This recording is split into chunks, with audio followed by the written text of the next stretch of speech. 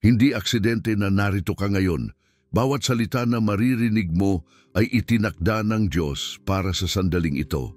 Minsan, may mga bigat tayong dinadala na hindi nakikita ng iba, mga bigat sa isip, sa damdamin, sa kaluluwa. Pero ngayong araw, may kapahingahan. Sa presensya ng Panginoon, may kagaanan, sapagkat sinabi sa awit Psalm 5:22, ibigay mo sa Panginoon ang iyong pasanin at kaniyang aalalayan ka. Hindi niya pababayaan kailanman ang matuwid. Huwag mong hayaang lumipas ang araw na ito na hindi mo nararanasan ang ginhawa na nagmumula sa Kanya. Magsimula tayo sa panibagong paghinga ng pag-asa, sa liwanag na bumabalot sa puso. Halika, lumapit tayo sa Diyos. Nararamdaman mo ba ang katahimikan sa sandaling ito? Hindi ito basta simpleng katahimikan, ito'y paanyaya ng Diyos. Paanyaya na bumagal ka sandali, huminga ng malalim at maramdaman ang Kanyang presensya.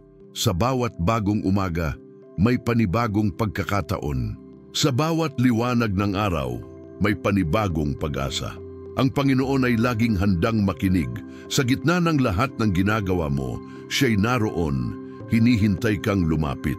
Sa oras na ito, hindi mo kailangang maging perpekto, hindi mo kailangang magpanggap na malakas. Ang kailangan lang ay ang bukas na puso. Sabi sa Jeremias 29:12, at kayo'y tatawag sa akin, at kayo'y yayaon, at dadalangin sa akin, at aking didinggin kayo. Kaibigan, ito na ang sandali na iyon.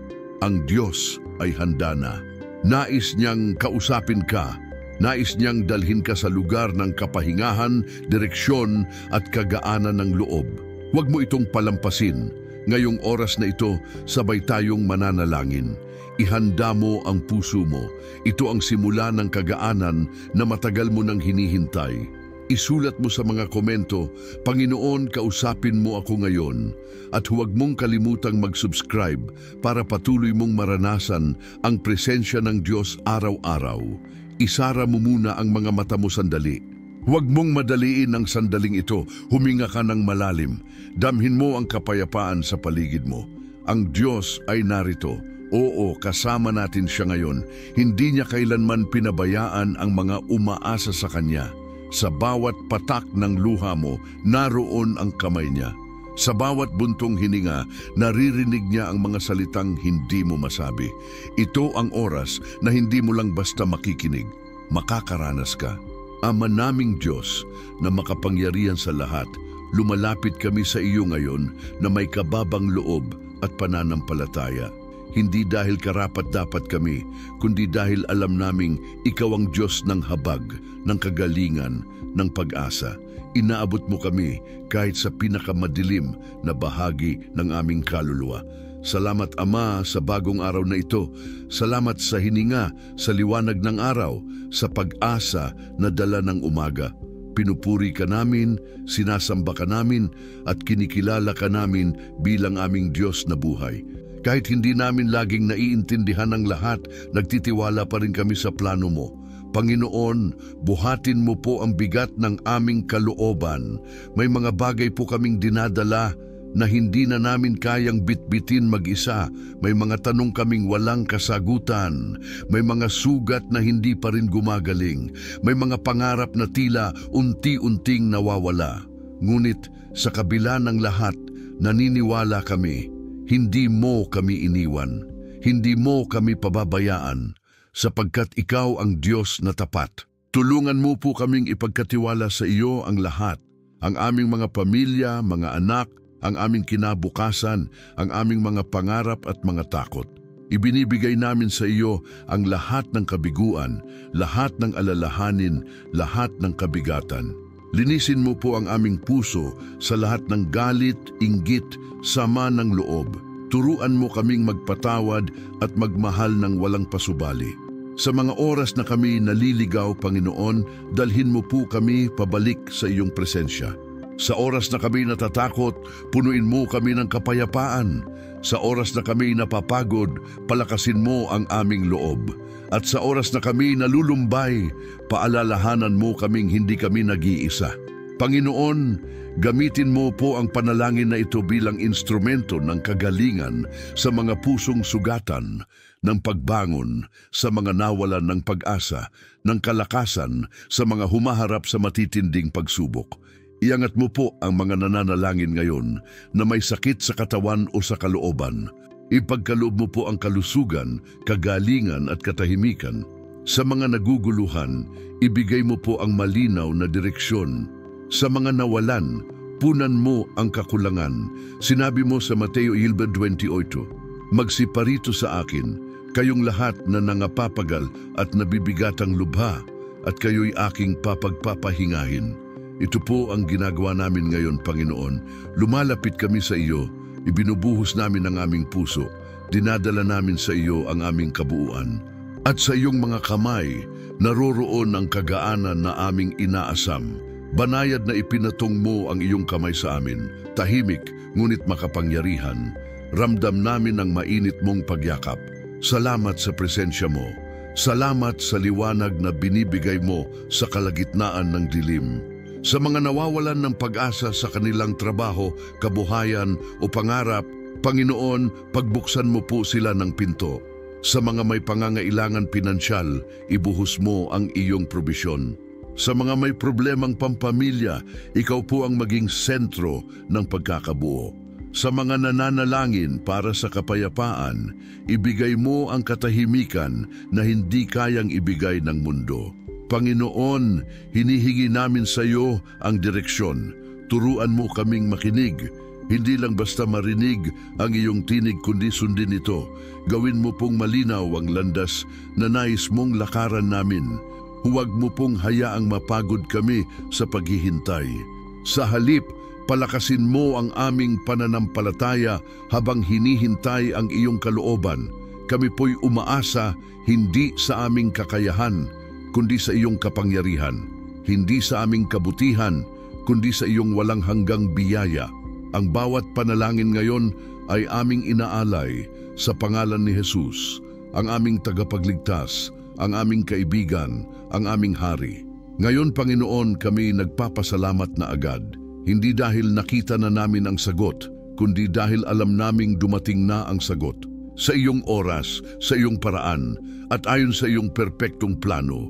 Kaya ngayon, tinatanggap namin ang kapahingahan, tinatanggap namin ang kagaanan, tinatanggap namin ang kagalingan, tinatanggap namin ang direksyon, ang pagpapala, ang muling sigla sa aming mga puso.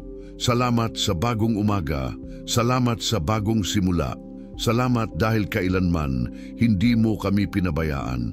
Panginoon, gamitin mo po ang video na ito para hipuin ang mga puso na naliligaw. Gamitin mo po ang panalangin na ito para iparamdam sa bawat isa na sila'y minamahal mo, na sila'y may halaga, na ang kanilang buhay ay hindi patapos, may pag-asa, may kinabukasan, may layunin. At sa mga patuloy na nananalangin, Panginoon, hiling namin na bawat salita ay maging binhi ng milagro, na ang bawat luha ay maging patak ng ulan na magdadala ng pag-aani ng pagpapala, na ang bawat panalangin ay makarating sa iyong trono. Hinihiling namin ito sa banal na pangalan ni Jesus. Amen. Ngayon, kung naramdaman mo ang kapahingahan ng Diyos sa panalangin na ito, isulat mo sa mga komento ang salitang Amen o Salamat Panginoon. Kung may pinapanalangin kang pangalan o pangyayari, isulat mo rin. Ang komento mo ay hindi lang basta salita, pananampalataya ito. At kung gusto mong sumama pa sa mas marami pang panalangin tulad nito, pindutin mo ang subscribe. May hinahanda pa si Lord para sa iyo. Ngayon na ikaw ay nakapanalangin, huminga ka ulit ng malalim. Tahimik lang, damhin mo ang kapayapaang unti-unting bumabalot sa puso mo. Hindi ba't ang gaan sa pakiramdam kapag alam mong hindi mo na kailangang akuin ang lahat? Na may Diyos na tumutugon kahit sa mga panahong wala kang salitang mailabas. Pero nais kong ilapit sa iyo ngayon ang isang kwento mula sa Biblia. Isang babaeng sa simpleng panalangin ay nabaligtad ang buong takbo ng kanyang buhay. At baka, gaya niya, ay nariyan ka rin ngayon, si Ana. Isang babae na sa kabila ng kanyang pananampalataya ay may dalang matinding bigat, isang sugat na hindi kita sa panlabas pero gumugulo sa kalooban. Wala siyang anak at sa panahong iyon, ang pagiging ina ay sukatan ng dangal at katuparan ng isang babae. Sa bawat araw na lumilipas, tila paulit-ulit siyang sumisigaw sa Diyos, pero tila walang kasagutan. Pero isang araw, pumunta siya sa templo, tahimik, walang kamera, walang kasamang kaibigan, walang palakpakan. Isang simpleng babae sa tabi ng altar, umiiyak. Sabi sa 1 Samuel 1:10-11, at siya'y lubhang nagdamdam ng loob at dumalangin sa Panginoon at umiyak na mainam, at siya'y nanumpa ng isang panata at nagsabi, O Panginoon ng mga hukbo, kung iyong tunay na titingnan ang kapighatian ng iyong alila at alaala sa akin at huwag mong kalilimutan ang iyong alila, ang lalim ng kanyang pagluha. Hindi siya humiling ng yaman, hindi siya humiling ng kapangyarihan. Ang hiling niya lang, marinig, mapansin, matawag. Maaring ganyan din ang dalangin mo ngayon. Panginoon, tingnan mo naman ako. Panginoon, naririnig mo ba ako? Ngunit ito ang maganda. Hindi lang siya narinig, siya'y sinagot. Sa verse 18, matapos ang kanyang panalangin, sinasabi roon, So the woman went her way and ate, and her face was no longer sad. Hindi pa niya nakikita ang sagot, pero may katiyakan na siya. Kasi naramdaman niya, narinig siya ng Diyos. Hindi pa dumarating ang anak, pero ang puso niya ay payapa na. Ito ang himala bago ang himala. Maraming beses gusto natin instant ang sagot. Pero sa Diyos, ang proseso ay bahagi ng milagro. Minsan, ang unang sagot ng Diyos ay hindi pisikal na pagpapala, kundi ang kapahingahan sa ating puso. Kagaya ni Ana, minsan hindi agad dumarating ang inaasam nating pagbabago, pero may nangyayari sa loob, sa puso, sa pananampalataya. Tanungin mo ang sarili mo ngayon, nananalangin ba ako na may tiwala o nagdududa pa rin ako kahit lumuluhod ako? Handa ba akong maniwala sa sagot ng Diyos kahit hindi pa ito nakikita? O gaya ni Ana, handa akong sumamba bago pa dumating ang sagot? Alam mo, hindi si Ana lang ang karakter sa Biblia na dininig sa gitna ng kabigatan. Pero ang kwento niya ay natatangi dahil ang tugon niya sa Diyos ay hindi reklamo, kundi panata. Hindi siya nagtampo. Bagkus, ibinigay pa niya ang magiging anak niya bilang alay. Anong ibig sabihin nito para sa atin? Na ang tunay na kagaanan ay hindi lang sa pagtanggap ng sagot, kundi sa buong pusong pagbibigay ng tiwala. Kapatid, baka ikaw ngayon ay nasa kalagayang parang si Ana, tahimik, umiiyak, hindi maintindihan ng iba. Baka nga sinasabi nila sa iyo, mag-pray ka na lang, magtiis ka na lang. Pero hindi nila alam, ang bigat sa dibdib mo ay hindi basta tinatanggal ng payo. Ang kailangan mo ay yakap mula sa langit. Ito ang sinasabi sa iyo ng Panginoon ngayon. Anak, narinig ko na ang panalangin mo. Hindi ako bingi sa luha mo. Alam ko kung ilang beses mong inipit ang pag-iyak mo tuwing gabi. Alam ko kung ilang ulit mong pinilit ngumiti para hindi sila mag-alala. Alam ko kung ilang beses mong sinabi sa sarili mong, okay lang ako, kahit hindi naman talaga. Gusto mong malaman kung kailan mawawala ang bigat? Kapag sinuko mo na ito, kapag pinili mong maniwala na may plano ang Diyos kahit tila wala kang nakikitang resulta, kapag nagtiwala ka na may dahilan kung bakit tila tahimik ang langit. At gaya ni Ana, maaari mong maranasan ang ganap na kapahingahan bago pa dumating ang milagro. Dahil ang totoong kapahingahan ay hindi nakabase sa sagot, kundi sa presensya ng Diyos na hindi umaalis. Sa panahong ito ng panalangin sa umaga, habang ang buong mundo ay abala sa kanilang mga gawain, ikaw ay napili ng Diyos na makinig. At sa pakikinig mo, dumarating ang panibagong pananampalataya, panibagong direksyon, panibagong lakas para sa araw na ito.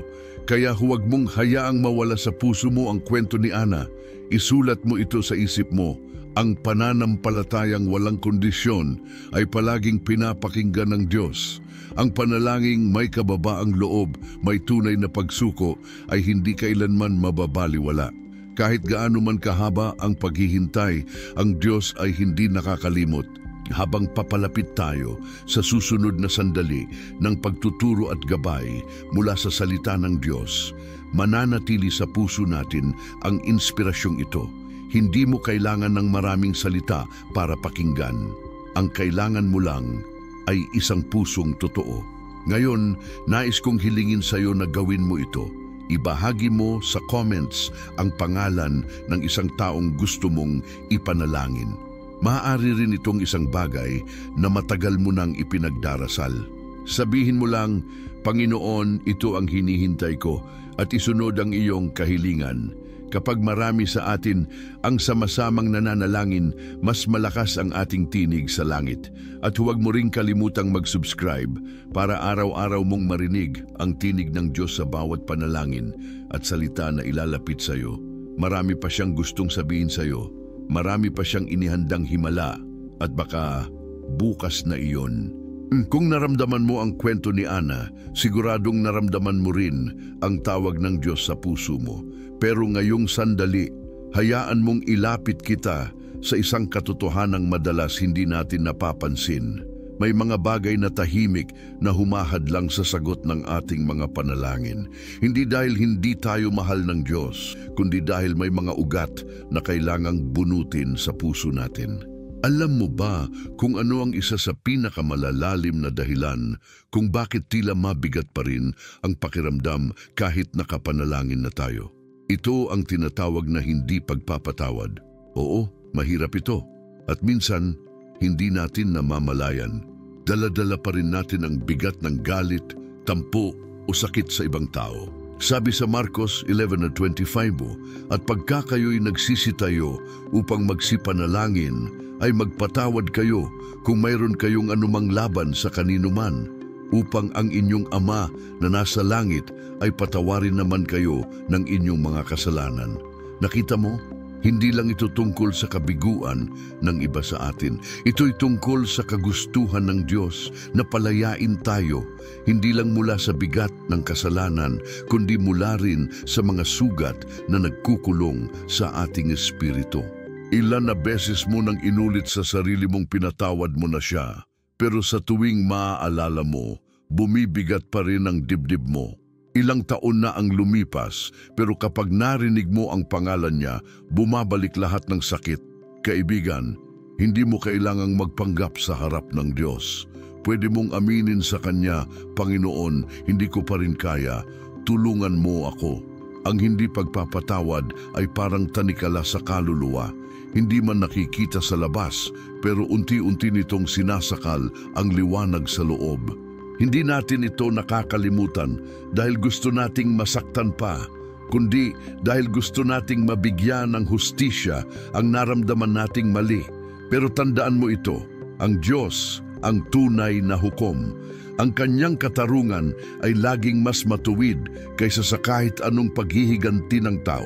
Minsan, ang akala natin ay kailangan nating makitang magsisi ang gumawa ng mali sa atin bago tayo magpatawad. Pero ang Diyos ay nagtuturo ng kabaligtaran. Tayo ay tinawag na magpatawad kahit hindi humihingi ng tawad ang iba dahil hindi para sa kanila ang kapatawaran kundi para sa kalayaan ng ating kaluluwa. Tandaan mo ang sinabi ni Jesus sa Mateo 13:15, sapagkat kung ipatatawad ninyo sa mga tao ang kanilang mga kasalanan, ay ipatatawad naman sa inyo ng inyong Ama na nasa langit. Datapwat kung hindi ninyo ipatatawad sa mga tao ang kanilang mga kasalanan, ay hindi rin naman ipatatawad ng inyong Ama ang inyong mga kasalanan. Dan napakahalaga nito sa panalangin. Maaring matagal ka nang nananalangin para sa kapayapaan, pero may isang pinto sa puso mo na hindi pa bukas. Ang pinto ng kapatawaran. Subukan mong isipin ngayon, sino ang mga tao na kailangang bitawan mo na sa iyong isip. Hindi dahil tama ang ginawa nila, kundi dahil pinipili mong hindi na magpakatali sa sugat ng nakaraan. Alam mo, may mga araw na parang ang gaan ng puso natin matapos manalangin. Pero may mga araw din na parang walang epekto. At madalas, hindi dahil mahina ang panalangin natin, kundi dahil may mga ugat ng pride, galit, inggit o sama ng loob na humaharang sa daloy ng Espiritu Santo. Kung ang puso natin ay parang isang baso, paano ito mapupuno ng presensya ng Diyos kung punong-puno pa ito ng alikabok ng kahapon? Kaya ngayong umaga, inaalok sa iyo ng Diyos ang kapayapaan. Pero hindi ito darating lang dahil gusto mo. Darating ito kapag pinili mong itapon ang hindi nakakatulong sa paglago mo. Darating ito kapag sinabi mong, Panginoon, gusto kong maging malaya, gusto kong gumaan, turuan mo akong magpatawad.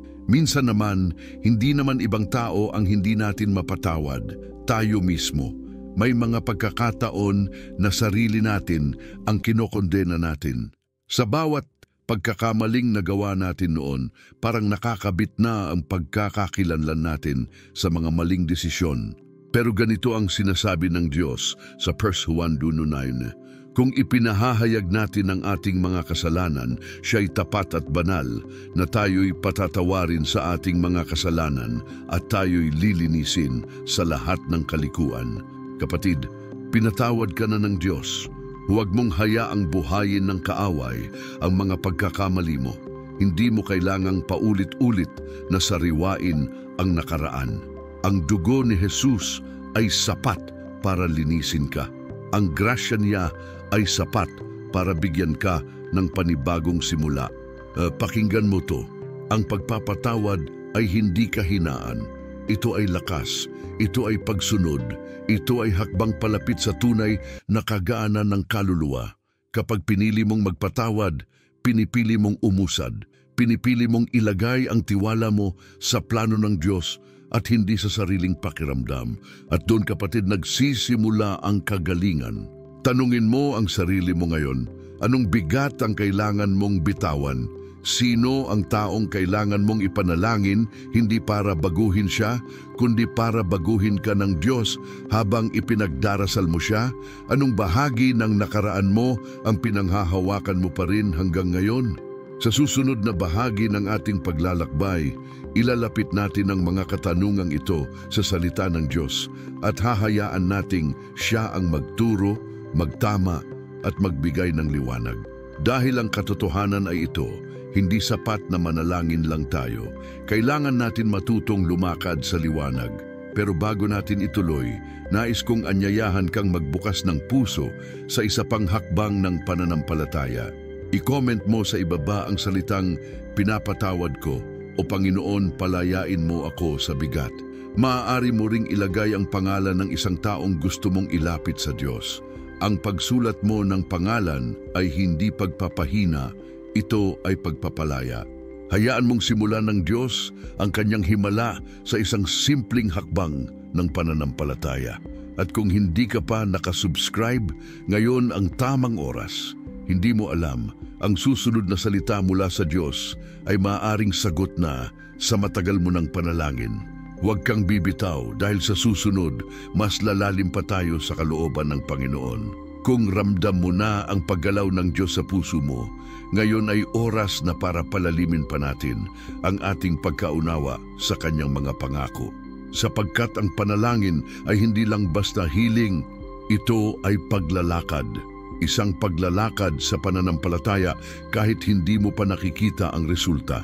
Alam mo ba kung bakit may mga panalangin na tila hindi agad sinasagot? Hindi dahil ayaw ng Diyos, kundi dahil tinuturuan niya tayong magtiwala. Sabi sa Hebreo 11:1, ngunit ang pananampalataya ay siyang kapanatagan sa mga bagay na hinihintay, ang katunayan ng mga bagay na hindi nakikita. Ang tunay na pananampalataya ay hindi umaasa sa nakikita ng mata, kundi sa naririnig mula sa salita ng Diyos. Kaya ngayong umaga, habang nakikinig ka, nais kang paalalahanan ng Panginoon.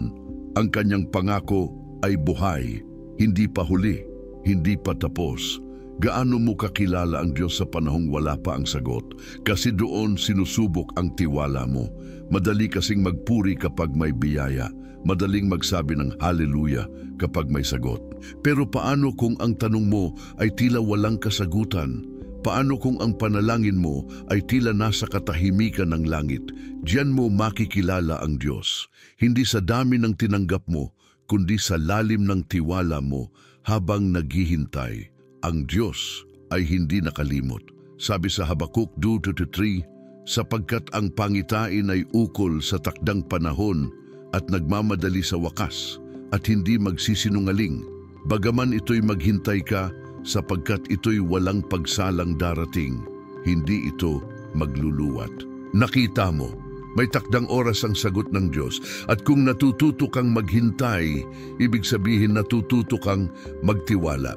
Ngayon, baka tinatanong mo, Panginoon, paano ako magtitiwala kung araw-araw akong sinusubok? Sagot ng Diyos, anak, hindi kita sinusubok para pahirapan ka. Sinusubok kita para palakasin ka. Bawat pagsubok ay hakbang palapit sa kaganapan ng kanyang plano. Hindi aksidente ang bawat araw ng paghihintay. May hinuhulma siya sa loob mo, katiyakan, pagkapit, pananampalataya. At sa bawat pagkapit mo, dumarating ang kapayapaan. Hindi mo man nakikita pa ang resulta, pero alam mong gumagalaw ang Diyos. Katulad ni Abraham na naniwalang kahit imposible ang kanyang sitwasyon, tutuparin ng Diyos ang pangako. Sabi sa Roma 4:20-21, hindi siya nag-alinlangan sa pangako ng Diyos sa pamamagitan ng kawalan ng pananampalataya, kundi lumakas sa pananampalataya na nagbibigay ng kaluwalhatian sa Diyos at lubos na nanalig na ang Diyos ay makakaganap sa kaniyang ipinangako. Kaibigan, ito ang panahon para palitan ang pagdududa ng tiwala. Hindi mo kailangang makita ang kabuuan ng plano. Ang kailangan mo lang ay isang hakbang ng pananampalataya, isang dasal na totoo, isang puso na handang magsabi, Panginoon, kahit hindi ko alam ang susunod, susunod pa rin ako. Buksan mo ngayon ang puso mo.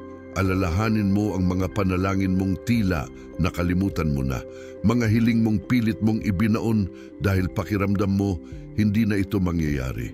Isipin mo ito, kung binuhay ng Diyos ang patay, kung pinagaling niya ang bulag, kung binuhay niya ang mga pangarap ng iba, bakit hindi niya kayang gawin din yan para sa iyo? Kaya bago matapos ang mensaheng ito, isulat mo sa comments ang salitang, Tiwala ako, Panginoon, o inaangkin ko ang iyong pangako. Maaari mong banggitin ang isang bagay na matagal mo nang hinihintay. I-type mo lang, kahit isa lang. Hayaan mong makita ng Diyos na kahit naghihintay ka pa, nananampalataya ka pa rin. Tahimik ka muna ngayon. Huwag ka munang magsalita. Isara mo ang iyong mga mata kung maaari. Damhin mo ang presensya ng Panginoon sa paligid mo. Hindi mo kailangang maramdaman siya para malaman mong naririto siya. Kasi ang pananampalataya ay hindi nakabase sa emosyon, nakabase ito sa katotohanan. At ang katotohanan ay ito, kasama mo ang Diyos ngayon mismo. Walang kahit anong sitwasyon sa buhay mo na hindi niya kayang pasukin. Walang anino ng pag-aalala, takot, pangamba o sakit na hindi niya kayang palitan ng liwanag. At sa sandaling ito, marahan niyang binubuksan ang mga mata ng iyong puso. Pinapakita niya sa iyo na hindi mo kailangang dalhin lahat mag-isa. Pinaparamdam niya na hindi mo kailangang magkunwaring malakas kasi sa kahinaan mo, doon siya pinakamakapangyarihan. Sabi sa Awit 34:18, ang Panginoon ay malapit sa mga may pusong wasak at inililigtas ang may espiritong bagbag. Kung ito ang kondisyon ng puso mo ngayon, wasak, pagod, litong-lito, ikaw ang hinahanap niya. Hindi yung perpekto, hindi yung may ayos ang lahat. Ikaw na halos wala ng lakas, pero nagtiwala pa rin. Ikaw na kahit masakit ay piniling lumapit. Ikaw ang tinutugon ng langit ngayon. Sa oras na ito, bitawan mo na ang kailangan mong bitawan. Yung bigat sa puso mo, ipasa mo sa Diyos. Yung galit na ilang taon nang nakakulong sa'yo, palayain mo. Yung takot mo sa hinaharap, isuko mo. Yung kabiguan, kahapon, pagkakamali, lahat-lahat, Ilagay mo sa paanan ng Panginoon. Hindi mo kailangan ng komplikadong panalangin. Isang simpleng bulong ng puso ay sapat na para makarating sa trono ng langit. At pagkatapos ng lahat ng ito, pagkatapos ng panalangin, pagluha, pagsuko, huwag kang bumalik sa dati mong estado. Huwag kang bumalik sa dati mong takot. Kasi may bagong inihanda ang Diyos para sa iyo. Simula ngayon, lakaran mo ang araw na ito na may kumpiyansa. Lakaran mo na may pananampalataya, lakaran mo na may liwanag dahil alam mong may Diyos na nauna na sa iyo. Kaya habang nagtatapos ang video na ito, manatili ka muna sa katahimikan ng kanyang presensya. Huwag mong madaliin ang pag-alis. Minsan, ang kailangan lang natin ay ilang segundo ng katahimikan para marinig ang tinig ng Diyos. Kaya ngayon, huminga ka ng malalim. Ilagay mo ang kamay mo sa dibdib mo at sabihin mo sa sarili mo, mahal ako ng Diyos, pinatawad ako. May plano siya sa buhay ko. Pagkatapos mong gawin yan, gusto kitang hikayatin na i-comment ang mga salitang galing sa puso mo. Maaaring simpleng, Amen, o salamat sa biyaya mo Lord, o Panginoon hawakan mo ang pamilya ko. Anumang nais mong ilapit sa Diyos, isulat mo. Dahil ang bawat salita mo ay may kapangyarihang espiritual. Isa itong hakbang ng pananampalataya. Huwag mo ring kalimutang pindutin ang subscribe para sa mas marami pang panalangin, salitang makapangyarihan at gabay mula sa salita ng Diyos araw-araw. At kung may nakita kang video dito sa screen ngayon, isang bagong panalangin o mensaheng tiyak na kailangan mo, pindutin mo na. Baka doon mo marinig ang susunod na sagot ng Diyos para sa buhay mo.